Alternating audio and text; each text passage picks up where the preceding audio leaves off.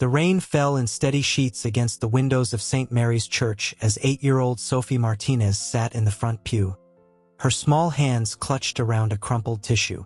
The mahogany casket before her held the only parent she'd ever really known. Her father, Carlos Martinez. Behind her, she could hear her stepmother Jessica whispering urgently to someone on her phone, despite being in church during her husband's funeral service. "Yes, I understand the timeline," Jessica hissed quietly. "The house goes on the market Monday.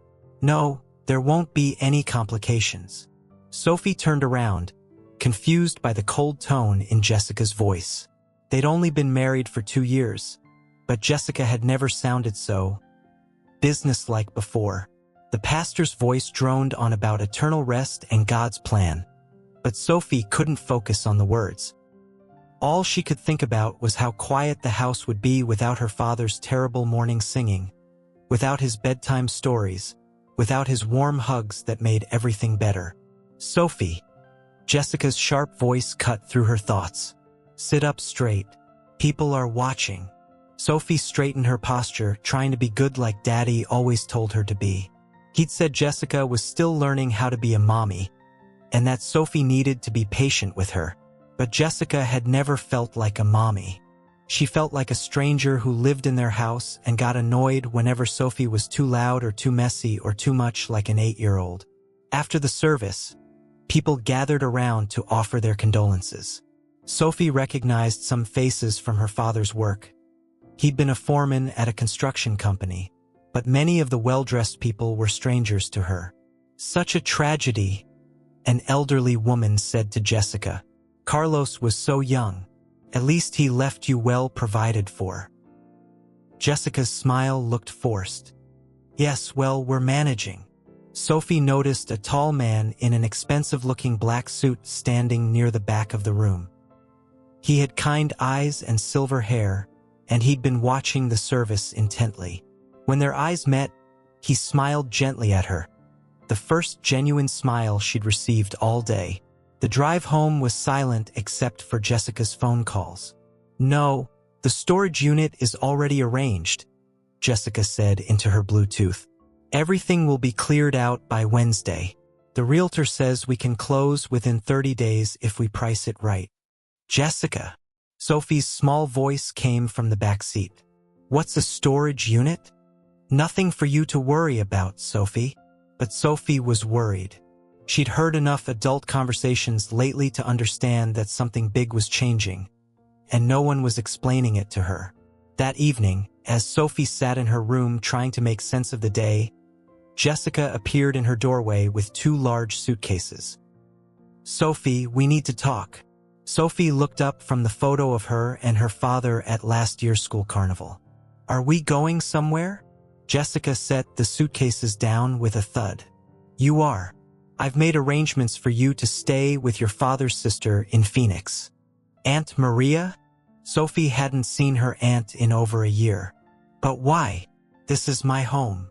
"Sophie, you need to understand something. Your father and I were only married for 2 years. I have my own life to think about now, and frankly, I can't afford to raise someone else's child." The words hit Sophie like a physical blow. But you're my stepmom. Daddy said you loved me." Jessica's expression softened slightly, but her voice remained firm. "I did care about you, Sophie, but your father is gone now, and I have to make practical decisions. Your aunt will take good care of you. I don't want to go to Phoenix. I want to stay here. This is where Daddy and I lived. The house is being sold, Sophie. I can't afford to keep it." This wasn't true. Carlos had left Jessica a substantial life insurance policy and a house that was nearly paid off. But Jessica had already made other plans. Plans that didn't include an 8-year-old girl who would complicate her new relationship with her personal trainer, Brad. "Pack your things," Jessica said, checking her watch. "Your flight leaves tomorrow morning." Sophie stared at the suitcases in horror. "Tomorrow? But what about school? What about my friends? What about Daddy's grave?" "You'll make new friends. And your father is in heaven, Sophie. not in some cemetery. That night, Sophie lay awake in her bed, surrounded by boxes of her belongings that Jessica had hastily packed. She clutched her father's old work shirt, breathing in the faint scent of his cologne and sawdust. She didn't understand why everything was changing so fast. Why couldn't she stay in her home? Why couldn't she at least finish the school year with her friends? Why was Jessica acting like Sophie was a burden instead of family? The next morning, Jessica drove Sophie to the airport with businesslike efficiency. "Your aunt will meet you at the gate in Phoenix," she said, pulling up to the departure drop-off. "She has all the paperwork for your enrollment in your new school." Sophie climbed out of the car, pulling her small rolling suitcase behind her. "Jessica, will I ever see you again?" For a moment, Jessica's mask slipped, and Sophie saw something that might have been guilt flash across her face. "Maybe when you're older," Jessica said, but they both somehow knew it wasn't true. As Jessica's car disappeared into traffic, Sophie stood on the sidewalk feeling more alone than she'd ever felt in her life. She was 8 years old. Her father was dead, and the only person she had left in the world was shipping her off to live with a relative she barely knew. "Excuse me," a gentle voice said behind her. "Are you Sophie Martinez?" Sophie turned around to see the tall man in the expensive suit from the funeral. Up close, she could see that his eyes were the same warm brown as her father's. "Yes," she said cautiously, remembering her father's warnings about talking to strangers. The man knelt down to her level, his expression kind but serious. "Sophie, my name is Robert Martinez. I was your father's older brother." Sophie's eyes widened. She'd never heard her father mention a brother. "I know this is confusing," Robert continued, "but I need you to know that you don't have to get on that airplane." "I don't understand." Robert looked around the busy airport, then gently took Sophie's hand. "Let's sit down, and I'll explain everything." He led her to a quiet seating area near the windows, where they could watch planes take off and land. "Sophie, your father and I had a fight many years ago, before you were born. We both said things we shouldn't have said, and we stopped talking to each other. I regretted it every day, but I was too proud to reach out. Daddy never told me about you. I don't blame him for that. I wasn't a good brother to him." Robert's voice was filled with regret. "But I kept track of him from a distance. I knew about you, about his marriage to Jessica, about his life. And I loved him, even though we weren't speaking." Sophie studied this man who claimed to be her uncle. He did look a little like her father, especially around the eyes. "When I heard about the accident," Robert continued, "I came to the funeral to pay my respects. I wasn't planning to introduce myself, but then I heard Jessica on the phone." "What did you hear?" Robert's expression darkened. "I heard her making arrangements to sell your house and send you away before your father was even buried. I heard her talking to someone about how she could finally get rid of the kid and start over." Sophie felt tears welling up in her eyes. She'd suspected Jessica didn't really want her, but hearing it confirmed was devastating. "Sophie, I need you to know something very important," Robert said, his voice gentle but firm. "Your father left a will. In that will, he specifically asked that if anything happened to him, you should be cared for by family, not sent away to live with distant relatives." "But Jessica said." "Jessica lied to you. She also lied to the lawyers and to your aunt. She told everyone that your father had no other family, no other options for your care." Robert pulled out his phone and showed Sophie a document. "This is your father's will. It says that in the event of his death, custody of you should go to any willing family member who can provide a loving home. Jessica was supposed to contact all family members before making any other arrangements. She didn't contact you? She didn't even know I existed. Your father never told her about me because of our estrangement. But I exist, Sophie, and I want very much to give you a loving home." Sophie stared at this stranger who was claiming to be her salvation. "But how do I know you're really my uncle?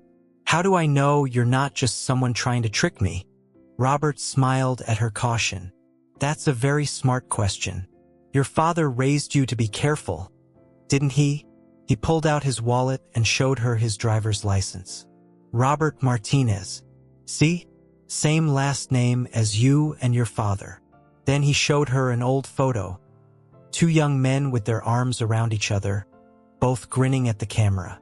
That's me and your dad when we were teenagers. Sophie studied the photo. The younger version of Robert definitely looked like her father, and the man in the picture had the same kind smile as the man sitting beside her. If you're really my uncle, Sophie said slowly, then why didn't you come to see us before Daddy died? Robert's eyes filled with tears. Because I'm a stubborn old fool who let pride keep me away from the people I loved most. I thought I had time to make things right with your father. I thought someday we'd both get over our anger and reconnect. He wiped his eyes with the back of his hand. I was wrong, Sophie. I waited too long. And now I'll never get to tell your father how sorry I am. But I won't make the same mistake with you. What do you mean? I mean that if you'll let me, I'd like to be your guardian. I'd like to give you a home where you're wanted and loved, not treated like a burden. Sophie felt a flutter of hope in her chest, but she was still cautious. What kind of home? Robert smiled. Well, I have a big house with a swimming pool and a garden where we could plant vegetables like your father used to do. I have a library full of books, and I know all the bedtime stories your father loved when he was little. You knew Daddy when he was little? I taught him how to ride a bike, how to throw a baseball, and how to make pancakes on Sunday mornings. I know he taught you some of those same things. Sophie nodded, remembering lazy Sunday mornings when her father would let her help flip pancakes, even though she usually made a mess. Sophie, Robert said seriously, I know this is overwhelming. You don't have to make a decision right now, but I want you to know that you have choices. You don't have to live with people who don't want you. Are you rich? Sophie asked bluntly. Robert laughed, surprised by the question. Why do you ask? Jessica said she couldn't afford to keep me. If you can't afford me either, then maybe I should just go to Aunt Maria like Jessica planned. Oh, Sophie, Robert said sadly, Jessica can afford to keep you. Your father left her plenty of money. She just doesn't want to. He paused, considering how much to tell an 8-year-old about his financial situation. To answer your question, yes, I'm wealthy enough to take care of you properly. I own several businesses and money will never be a concern. But more importantly, I want to take care of you. Not because I have to, but because your family and family takes care of each other. Sophie was quiet for a long moment, processing everything she'd learned. If I come live with you, she finally asked, can I visit Daddy's grave? Whenever you want to. Can I keep going to my old school? If that's what you want, we'll make it work. And I won't have to change my name or pretend to be someone else? Robert looked confused. Why would you need to do that? Jessica said if I went to live with Aunt Maria, it might be easier if people thought I was her daughter instead of just her niece. She said it would be less complicated. Robert's jaw tightened with anger. Jessica hadn't just been planning to ship Sophie off. She'd been planning to erase the child's entire identity. Sophie, you are Carlos Martinez's daughter, and you always will be. No one can change that, and no one should ever ask you to. For the first time since her father's death, Sophie smiled. Okay, she said quietly. I'd like to come live with you, Uncle Robert.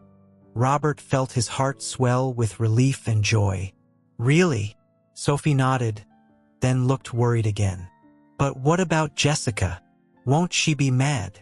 Let me worry about Jessica, Robert said grimly. Right now, we need to call your Aunt Maria and let her know you won't be coming to Phoenix after all. An hour later, Jessica's phone rang while she was at the real estate office signing listing papers for Sophie's childhood home. Hello? She answered impatiently. Jessica, this is Robert Martinez, Carlos's brother. Jessica's pen stopped moving. I'm sorry, who? Carlos's older brother. I'm calling to let you know that Sophie won't be flying to Phoenix today. She'll be staying here with me. I don't understand. Carlos never mentioned a brother. We were estranged, but I'm very much alive and very much interested in raising my niece. Jessica felt panic rising in her chest. Look, I don't know who you are, but Sophie is my responsibility now. I've already made arrangements. Arrangements that violate your late husband's will, Robert interrupted calmly. Arrangements that prioritize your convenience over the well-being of a grieving 8-year-old. You can't just take someone else's child. She's not someone else's child. She's my brother's daughter, and according to his will, she should be with family who wants her. Jessica sputtered for a moment, then tried a different approach. Look, Mr. Martinez, I appreciate your concern, but Sophie and I have a relationship. You're a complete stranger to her. A complete stranger who spent the morning listening to her cry because the only mother figure she has left is shipping her off to live with people she barely knows. The words hit their mark. Jessica fell silent. Jessica, Robert continued, his voice gentler now. I'm not calling to attack you. I understand that you're young and you didn't sign up to be a single mother. But Sophie deserves better than being treated like an inconvenience. I can't afford. Your husband left you a $200,000 life insurance policy and a house worth $300,000. Money isn't the issue here. Jessica sat in stunned silence. How did this man know so much about her financial situation? Here's what's going to happen, Robert said firmly. I'm going to file for custody of Sophie, and given that her father's will specifically requests family care and you were attempting to send her away, I'm confident the court will approve the arrangement. And if I fight you, then we'll have a very public custody battle where your treatment of a grieving child will be examined in detail. Is that really what you want? Jessica thought about Brad waiting for her at home, about the new condo they'd been looking at, about the life she wanted to build without the constant reminder of her dead husband. What do you want from me? She asked quietly. I want you to sign custody papers and walk away. In return, I'll make sure Sophie knows that you cared about her father and that you did what you thought was best for her. That's it. That's it. You get to start over, and Sophie gets to live with someone who actually wants her. Jessica closed her eyes, feeling a mixture of relief and guilt. Okay, she whispered. Okay, I'll sign the papers. 6 months later, Sophie Martinez was a different child. She lived in a beautiful house with Robert, who insisted she call him Uncle Bobby, like her father used to when they were kids. She had her own room, painted her favorite color of purple, with a reading nook by the window and shelves full of books. She'd stayed at her old school, where Robert volunteered as a reading tutor and helped coach the girls' soccer team. She visited her father's grave every Sunday, where she would tell him about her week and leave fresh flowers. Most importantly, she felt wanted. Uncle Bobby never made her feel like a burden. He helped with her homework, taught her to swim in the pool, and let her help in the garden where they grew the same vegetables her father had loved. He told her stories about her father as a young boy, how he'd been afraid of thunderstorms until Robert taught him that thunder was just the sky's way of applauding the lightning, how he'd wanted to be a superhero when he grew up, how he'd always been the kind person who helped others. Your father would be so proud of you, Uncle Bobby told her one evening as they worked in the garden together. Do you think he knows I'm okay? Sophie asked, carefully watering the tomato plants. I think he knows you're more than okay. I think he knows you're exactly where you're supposed to be. Sophie smiled, dirt under her fingernails and happiness in her heart. She sometimes wondered about Jessica, who had moved to a different city and married Brad 6 months after Sophie's father died. She'd sent Sophie a birthday card once, signed with love, but they'd never spoken again. Sophie didn't hate Jessica. Uncle Bobby had helped her understand that some people just aren't ready to be parents, and that it was better for everyone when they were honest about it. The important thing, he told her, is that you ended up with people who love you and want you to be part of their family. People? Uncle Bobby had smiled mysteriously. Well, I should probably tell you. I've been talking to someone special about making our little family a bit bigger. A month later, Uncle Bobby married Elena, a kindergarten teacher who had been volunteering at Sophie's school. Elena had always wanted children, but had never been able to have any of her own. Would it be okay if I called you Mom? Sophie asked Elena on the wedding day. Elena burst into tears and hugged Sophie tight. I would be honored. 3 years later, when Sophie was 11, she wrote a school essay about family that won the district-wide writing competition. Some people think family means having the same blood or the same last name. But I learned that real family means having people who choose to love you, even when they don't have to. My stepmom Jessica didn't choose to love me, and that's okay because it led me to Uncle Bobby and Mom Elena, who did choose me. They chose to give me a home where I feel safe and wanted. My dad always told me that everything happens for a reason, even the sad things. I think the reason Jessica couldn't keep me was so I could find the family I was really meant to be with. I still miss my dad every day, but I know he's happy that I'm happy. And I think he's proud that his brother and I found each other, even though it took a long time. Family isn't about being perfect. It's about showing up for each other and choosing love, even when it's hard. Especially when it's hard. That's what real family does. They choose you, and they keep choosing you every single day. On the night of the awards ceremony, as Sophie stood on stage holding her trophy, she looked out at the audience and saw Uncle Bobby and Mom Elena cheering for her. But for just a moment, she could swear she also saw. Some endings aren't really endings at all. Sometimes they're just new beginnings in disguise. And sometimes the worst thing that happens to you leads to the best thing that could have happened to you. Sophie Martinez learned that love finds a way, even when it has to travel through heartbreak to get there. And that the family you're meant to have is always worth waiting for. What did you think of Sophie's story? Have you ever experienced unexpected kindness that changed your life? Share your thoughts in the comments below.